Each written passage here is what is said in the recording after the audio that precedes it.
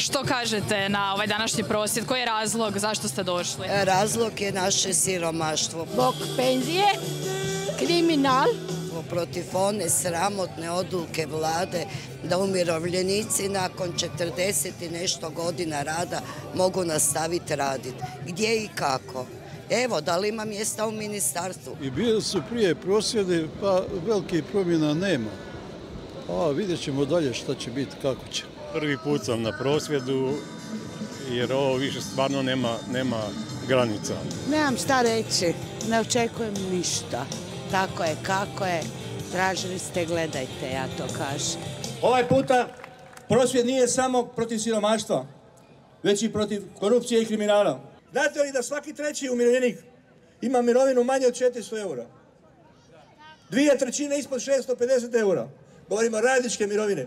3/4 njih prima određene pakete financijske pomoći. A premijer kaže, nikad vam nije bilo bolje. Umjesto da prihvate najnormalniji prijedlog, da se mirovina usklađuje 100% u odnosu na rast plaća i cijena, oni obećavaju da će za sadašnje formule 70-30 to povećati galantno na 85-15. Znate što to znači? To je jedva nekoliko eura veća mirovina. Zamislite koliko je netko oštećen koji je išao u mirovinu prije 15 ili 20 godina. Koji je imao 30 puta usklađenje i neka je na svakom usklađenju ostao uskraćen za 1%. Koliko ga je vlada oštetila? Sa navršeno 65. godinom tražimo da se ukine penalizacija za sve. Jer ti ljudi imaju u prosjeku 4,5 godine dulji radni staž od onih koji su išli u punu starosnu mirovinu sa manjim stažom, ali sa navršenih 65 godina.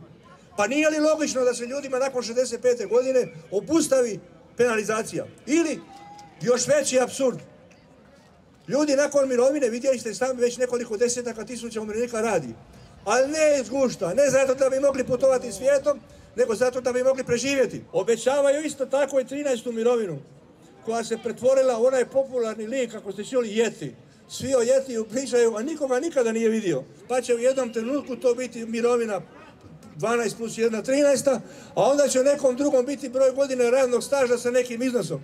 Pa je to onda 13. mirovina i dodatak. I onda kažu velikodušno, to bi mogao biti jedan redoviti dodatak. Zašto ne dopustite da živući član obitelji može uzeti cijelu mirovinu preminulog i 27% svoje mirovine? A ovu božićnicu i uskrsnicu konačno treba ozakoniti. Da se ne dogodi da su božićnice, uskrsnice samo kad su izborne godine. Pa nisu ljudi glupi. I moramo biti svjesni da bez naših aktivnosti, bez naše pobune, bez našeg strogog otpora neće biti apsolutno nikakvih promjena. Jer za njih se moramo izboriti sami.